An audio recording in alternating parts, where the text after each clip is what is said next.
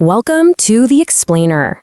You know, heading into the final season of Stranger Things, there is one single moment from season 4 that has everybody talking. It's a moment of hesitation that could literally change everything. Okay, so let's set the scene. We're in Max's mind. Vecna, in his original form as Henry Creel, is hunting her down.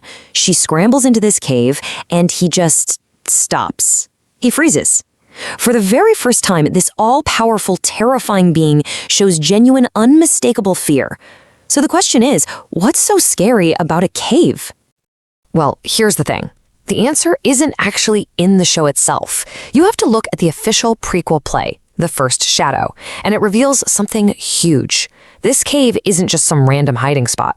It's a memory. It's a psychic trigger tied to the single most traumatic moment of Henry Creel's entire life.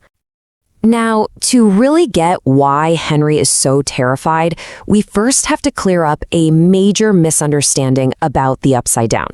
It turns out the dimension we've been watching all these years, well, it isn't what we thought it was at all. And this right here is the key. You've got Dimension X, which is this original, ancient, dark reality. And then you have the Upside Down, which is basically just a twisted copy of Hawkins that Vecna built from his own memories after 11 banished him there. They are two totally different things. And this timeline just perfectly lays out this long, crazy chain of events that leads right to our story. It all kicks off with a military experiment way back in 1943 that rips a hole into Dimension X. This whole thing eventually inspires Dr. Brenner's work, which then gets stolen by a spy who just happens to abandon the tech right where a curious little boy is about to stumble upon it. So how in the world does a piece of abandoned Soviet tech, just sitting near a cave, turn a young boy into the monster we know? Let's dive into Henry Creel's dark origin.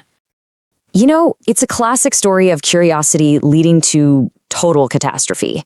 He finds the tech, he wanders into the cave, he vanishes into that original dark dimension, Dimension X. And when he comes back, the boy he used to be is just gone. Forever. 12 hours. Think about that. That's how long he was gone. A full half day trapped in Dimension X. And when he finally stumbled back out of that same cave, everything about him had changed. Yeah, he came back with those incredible psychic powers we see him use later, but it came at a horrible cost. His actual biology was altered, but even worse, something sinister from Dimension X latched onto his mind. It started this slow, terrifying process of manipulating him from the inside out. And this might be the most tragic part of the whole story. The source material is crystal clear on this. Henry Creel wasn't born a monster. He was infected by this parasitic evil, and he actually tried to fight it.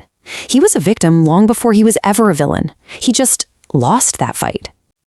Okay, so let's connect all the dots. The cave, Dimension X, Henry's tragic transformation.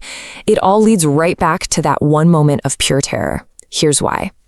You see, the cave that Max creates in her mind isn't random. It's a psychic echo. It's like a scar on Vecna's soul. It triggers the memory of the real cave, the actual place where his humanity was ripped away from him. And this is why it all matters. That cave represents his ultimate weakness. It's a symbol of his total and complete defeat. The exact moment he stopped being Henry Creel and became a vessel for the Mind Flayer. So his fear, it isn't about the cave itself. No. It's the sheer terror of confronting a truth that he has buried for decades. He is not a god. He's a victim. For all these years, the Mind Flayer has let him believe he was the one in control. It let him build his twisted little kingdom in the Upside Down and become Vecna, all while he was just serving its own dark purpose. But that cave reminds him of the real truth. He was never the master. He was just the first puppet. And that, right there, leaves us with the ultimate question as we head into the final season. If Vecna, the monster that has terrorized our heroes for so long, is just a pawn in a much larger game, then who is the real king on the board? If you enjoy this video, please like, share, subscribe and hit the bell to the later update from my channel. Thank you for watching till the end and see you in the next video.